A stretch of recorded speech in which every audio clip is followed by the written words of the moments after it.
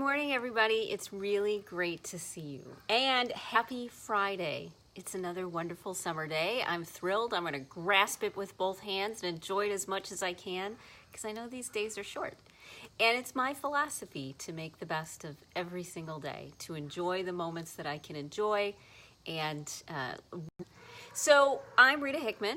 I'm a body-mind expert, shiatsu massage therapist, and I help women in toxic and narcissistic relationships. Whatever that looks like to you, I help you through it.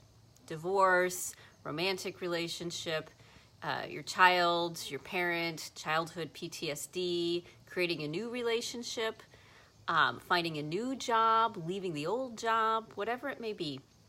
If there's a narcissist involved, I help you get a handle on how it happened in the first place and how you can get control over your life again. Okay, so cool. So today's topic, we are talking about why a narcissist is nice to everybody else but you. So I'll start with, some of my background. One of the things that comes with dysfunctional families, let's say, is a big thing about secrets. You can't let anybody know how screwed up your family is. You can't let anybody know. And so there is an external face, or how you behave in public, and then there's how you behave in private. Now, that's kind of true for everybody. We don't want anybody to know, how messed up, our family is, or the issues we have, which is actually one of the problems that many women are in narcissistic relationships, but they think they're alone because of the secrets, because it's hidden and pushed down. Now, the interesting thing is, because our world has become so much more toxic in and of itself, this is starting to become a conversation, which I'm thrilled, because now we can start to bring this stuff out of the shadows and deal with it. So a narcissist, at their core, it's about power. Everything they do is about power, feeling safe, feeling secure, being in control of everything. And as we both know, being angry or moody or temperamental all the time will create all sorts of problems. If you go out into the world and you treat everybody poorly, things aren't going to go your way, especially because the narcissist has very little power over the people around them. And so it's just easiest to be nice to them and manipulate them than it is to throw those temper tantrums. But all of us only have so much willpower. Every one of us only has so much ability to control our inner angst. And many times narcissists are very volatile people in and of themselves. They're volatile either because of childhood trauma or chemical imbalance. Usually, it's a combination of everything. They were raised in a household, that this behavior was okay, so it became a pattern. They were, it was at least tolerated, if not accepted. They didn't learn any better emotional skills. Maybe they struggled with it already because they were a highly sensitive child. And then typically a trauma of some sort will happen, which will amp up their felt sense, amp up their level of fear of the world. And many men, especially men, are not given the support that they need in order to learn how to manage their emotions. It's boys will be boys, or that's just the way that it is, or, he's a nice guy most of the time. I mean, there's this attitude of acceptance. I remember working for a park district, and I worked in the maintenance department. I ran a nature center, but it was part of, grounds and maintenance. And so I was one of the very few women in the group.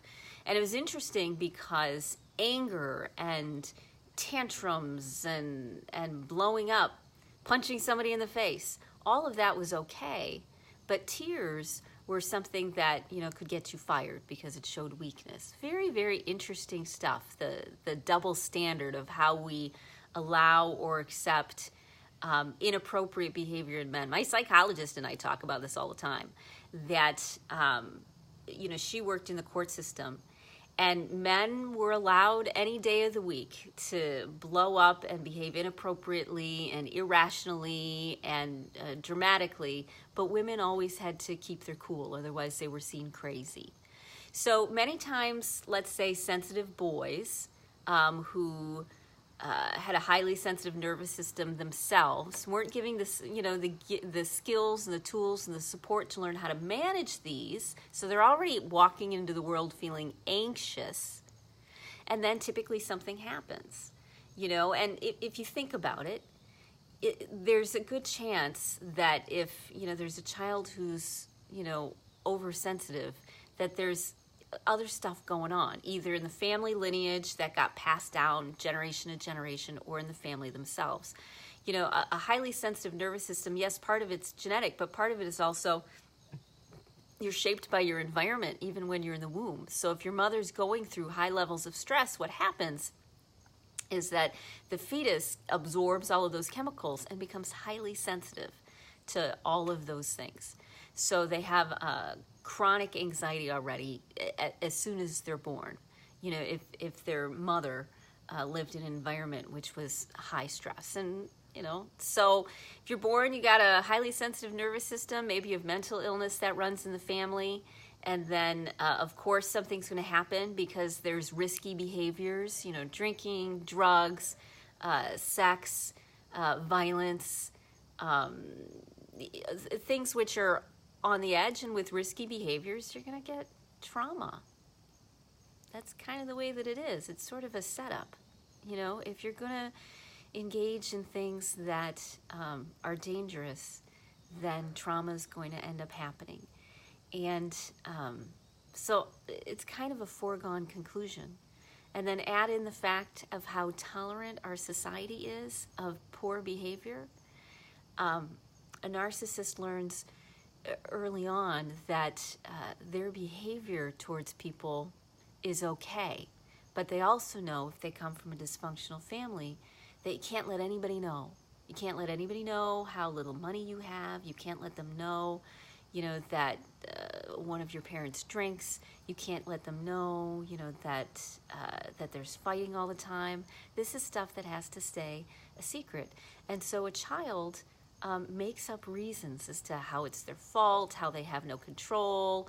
A lot of these patterns develop in childhood, and then they're tolerated or not believed or accepted in relationships. Completely inappropriate behavior. So they learn this thing of you have to be nice to everybody else in order to get what you want. But when you can't handle it anymore, when you're overstressed, when you're overwhelmed, you take back your control with the people that will let you take back your control, which tends to be women and children, the relationships, because we will be tolerant, we will be compassionate because we're smaller than them. Even the fact, our body size is smaller, it makes us, worthy of being victimized because we are not a threat. I mean, you've always seen how many large men who are naturally large, they're actually very nice because they don't need to prove anything to anybody. Women many times are smaller than men, and because of that, it's almost seen like prey, predator, prey. So if you're in a narcissistic relationship, you're actually to the narcissist, male or female, the prey, and it's a secret because people are ashamed that they behave in this way.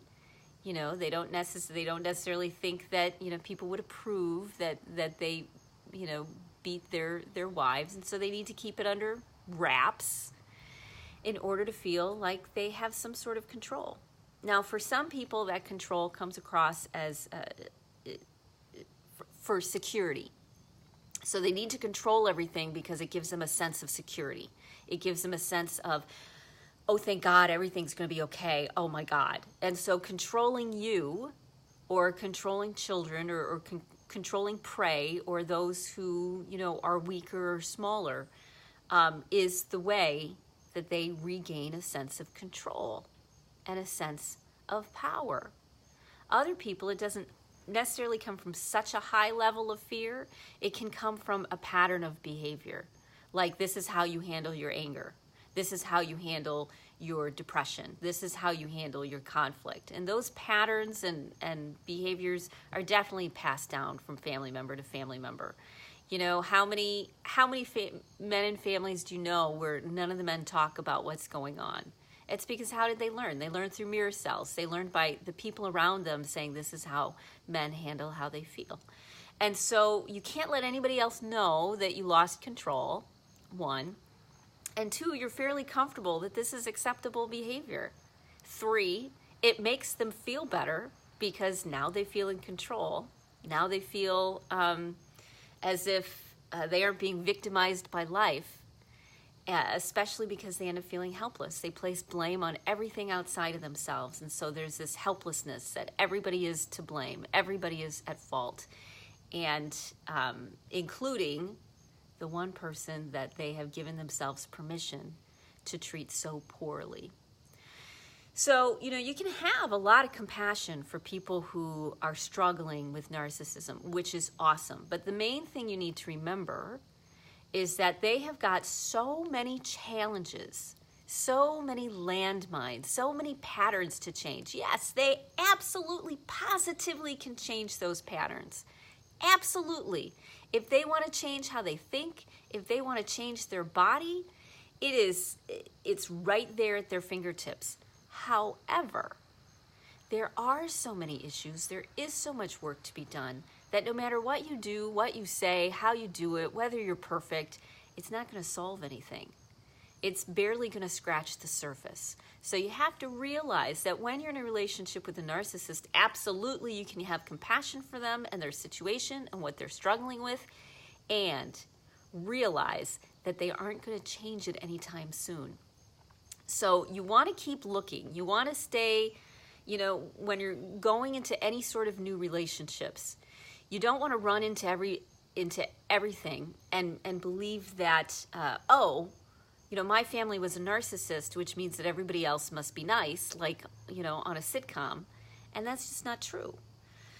What's true is that toxic people are everywhere because they're toxic because they're struggling. They're struggling very, very deeply. But they need help that's more than the help that you can give. If you ever end up feeling resentful, if you ever end up feeling like you're giving more than you want to give, then you're giving too much. You should stay in a place of, you know what, I agree to this. This is what I'm willing to do. This is what I'm willing to tolerate. This is what I'm willing to give back. This is how much compassion I'm willing to have and in what way. That's wonderful. And sometimes having compassion is leaving. It's saying, you know what, maybe this will send the message that if you don't develop your skills, you're going to be alone for the rest of your life. There's a study that narcissists frequently commit suicide because they create a life for themselves that is so lonely, that pushes everybody away, that they're successful in all of these trappings, but don't feel this connection because they've spent their entire life pushing everybody away, needing to feel in power. You know, so this goes back to when they were like 2, 3, 4.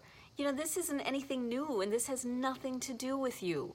And so they've learned this pattern of they're not safe. It has to be all about them, that emotional or physical violence is acceptable as long as it's not public, as long as everybody else doesn't know about it, and so they can have an opinion about it, and that they can get away with it because women then, the types of women they're attracted to and the types of women that are attracted to them tend to be ones who don't have good boundaries, who don't have as good of self-esteem or self-respect or experience that people can behave like this. They can behave this badly. They can behave this dysfunctionally. Maybe they came from a dysfunctional family, but not one that was like this.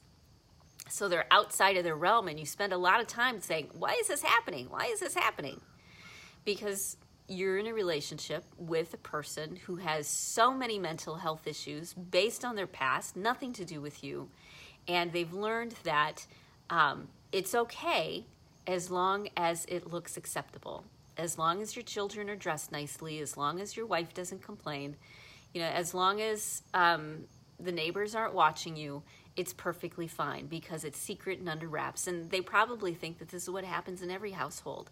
And sadly enough, this is actually what happens in many, many, many households.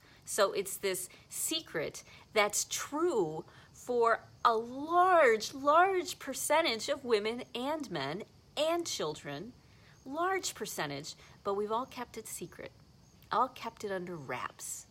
But with this day and age, that's not happening anymore, and that's a good thing.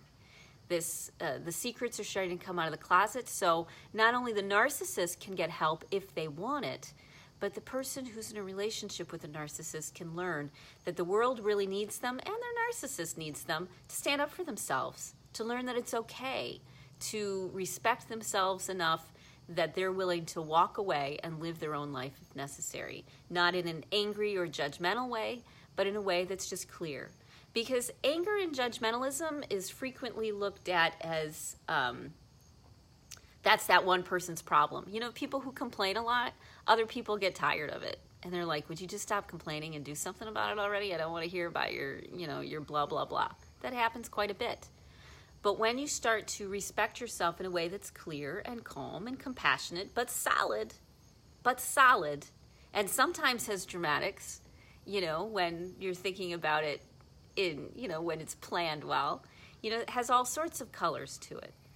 But it's that immovability.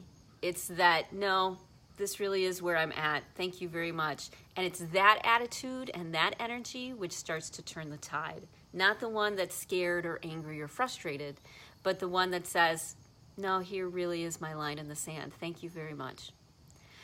So yes, super common that narcissists are nice to everybody else in the world, but the people that they feel comfortable victimizing, and super common that this sort of behavior is acceptable. And it's time for those who've been victimized to step up and to start connecting with one another and realize that this is an epidemic.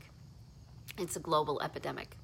So if you feel stuck, you're ready to find your voice, you're ready to move forward, need some help going through your divorce, leaving your job, you started a new romance, you want to heal your family past, message me. I work with women in a wide variety of ways. I do a group coaching program, which may or may not end soon. I do one-on-one coaching, and I do programs frequently, both in person at my Holistic Arts Center as well as online. So there we are, and I'm already looking for wonderful women to collaborate with to really put some stuff out in the world to help you figure out how to survive the mess that you're in as gracefully and healthfully as possible, and in a way that might heal you and bring you to a new state of loving your life. Okay? So don't forget to message me. We can set up a strategy call. It's no problem. Don't worry about time or money. We just come up with a plan to figure out what will get you out of the mess that you're in, what skills and pillars and insights and support that you need, both body, mind, and all body, mind, and spirit, all connected, to get you into a better place. Okay? So cool. Happy Friday. Have a happy weekend. I'm looking forward to seeing you on Monday, and I'll talk to you later. Bye.